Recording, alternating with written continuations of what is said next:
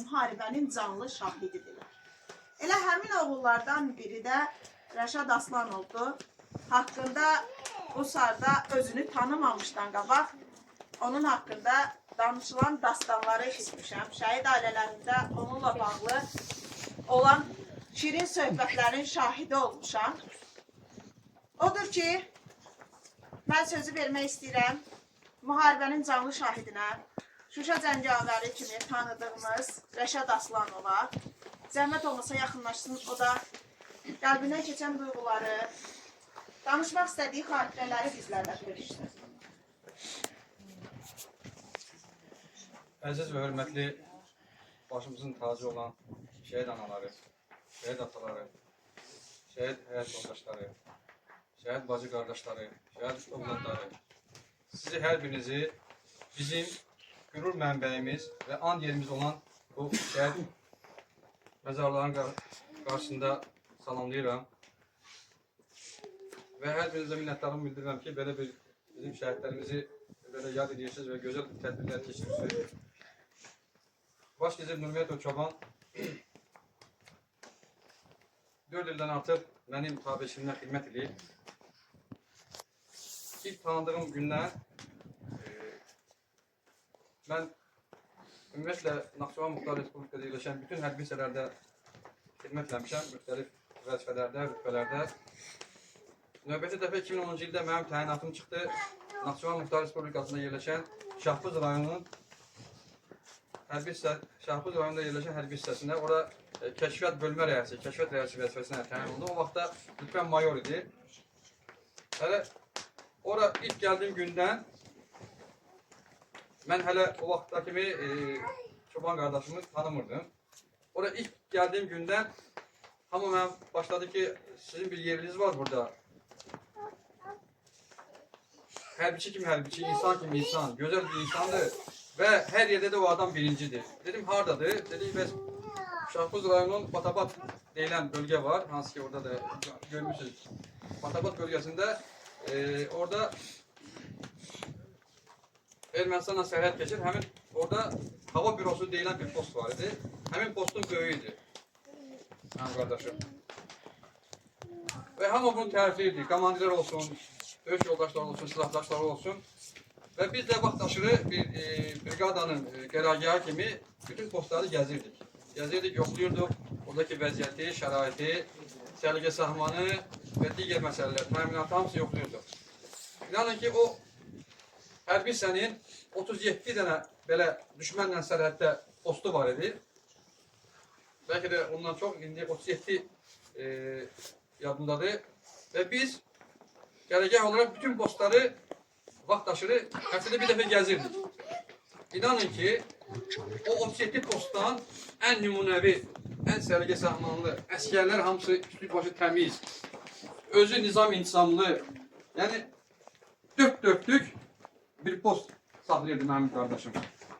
Və oraya gedəndə biz sadəcə deyirdik ki, qardaşım, çayın varsa bir çay və çay çəkildi, heç də yoxlamır. Çünki o səliqə zamanı, o tələbi orada, o qayda qurmuş. Və günlərin bir gündə, bir ildən sonra mən yenə getirdim posta. Qardaşım, mən yaxınlaşdı ki, bəs, mən deyir, cənab polkovnik, mən kəşfiyyatçı olmaq istəyirəm. Mənə götürə bilərsiniz kəşfiyyatı. Mən o vaxt kəşfiyyatı rəhbərlik etdim mənim hərbi hissədə. Dedim, çox gözəl fikirdir, mən səndən yaxşını tapa bilməyəcəm. Və bu məsələ gəldi brigada komandanın qarşısında qazanan kimi o da həqiqətən də çox böyük hörmət məqsədidir. Qardaşımıza dedi ki, dərhal əmir verdi, gəldi kəşfiyyata. Və ondan sonra da bir 2 il ondan sonra mənim tabiçimdə xidmət elədi. Ondan sonra mənim təyinatım çıxdı başqa yerlərə və yenə də Culfa şəhərində Əfsanə bacı burada təsdiqləyər.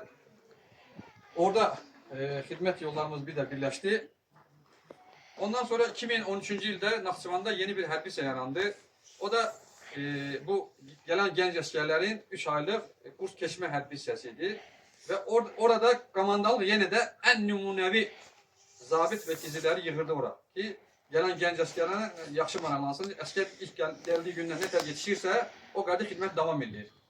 Və yenə də qardaşımı, çoban qardaşımı dərhal götürdülər həmin hərbi hissəyə ki, orada bu gələn əskərləri yaxşı yetişdirsin. Və orada da bir xeyli xidmət elədi. Ondan sonra təyinatı çıxdı 651-ə öz istəyi ilə bizim Uşaqdakı hərbi hissəyə.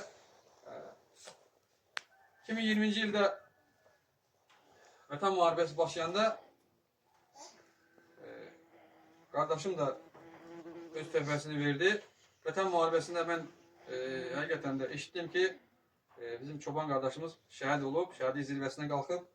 Həqiqətən də çox pis oldum. Çünki amma sizə deyim ki, analar, məndən inciməyin ha. Bu sözdən inciməyin. O orada an 23'ü şəhid olmasaydı, ondan sonraki antiterrorda o mütləq şəhid olacaq. Çünki bu elə bir oğul idi ki, bu hər yerə özü atılırdı qabağa. Elə bir oğul idi ki, bu demirdi ki, irəli, bu deyir ardınca gəl. Özü gedir ondan sonra. Yəni ki, bu gec-tez şəhid olacaqdı. Elə bir, bunu saxlamaq mümkün değildi. Qardaşımı saxlamaq mümkün değildi. Allah ömür versin, sizə də təşəkkür edirəm. Artıq bir neçə tədbirdə bir araya gəlirik. Mənim borcumdur. Mən bugün də Qusarda da bir maxem var idi. O da məndən xidmət eləmişdi. Cəfər Ruslan Mevlanoğlu. Eyni gündə ikisi də ayrı istiqamətlərdə. Amma eyni rayonda bu Xocavənd şəhərin uğrunda gedən döyüşlərdə, azadlıq uğrunda gedən döyüşlərdə şəhid olub. O isə Xocavənd rayonu Azıq kəndi istiqamətində. İkisi də mənim tabiçimdən xidmət ediblər. Yəni bu şəhidlər heç biri, bu gördüyünüz bu şəhidlərimiz ümumiyyətlə dövlətimiz olan heç bir təsadüfi deyil. Bu insanlar bu şəhidlik zirvəsini yaşayanda artıq qazanıblar. Şəhidlik hər kəsə qismət olmur. 5 ildir qardaşımızı itirmişik, şəhid olub öz zirvəsinə qalıb. Biz hər gün ölürük. Çünki bu insanlar heç kim deyə bilməz ki, çoban xidmət həyatında, xidmət dövründə, nə bilim, yaşadığı müddətdə nəsə bir səhvi olub, bir də heç kim deyə bilməz. Çünki bu elə düzgün adam olub, sadiq adam olub. Vətənə, torpağa, millətə, ailəsinə çox sadiq adam olub. Yalanı heç vaxt sevmir.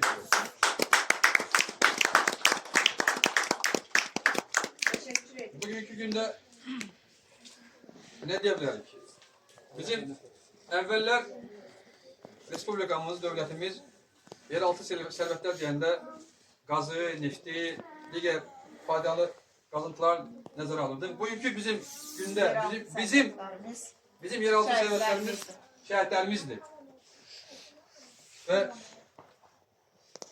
nəinki bugün biz dövlətimizdə, dövlət başda olmaqla bütün xalq, bütün şəhidlər həmişə anır, ehtiram göstərir və şəhid ailələrinə, valideynlərinə, onların uşaqlarına diqqət və qayğı göstərir. Yəni, bu hamısı sizin əməyinizdir, sizin yetişdirdiyiniz uşaqlardır bunlar. Bu sizin əsərinizdir. Sizin əsərinizdir. Ona görə Allah sizə can sağlığı versin. Bundan sonra da inşallah da heç kimin evinə, həyatına belə şəhidlik belə xəbər gəlməsin. Xəbər gəlməsin. Mümkün bu qədər. Amin. Allah hamımızın köməyi olsun. Amin inşallah. Təşəkkür edirəm bir daha. Çox sağ olun. Və indi hər kəsdən xahiş edirəm, çəkilişi tam dayandıraq.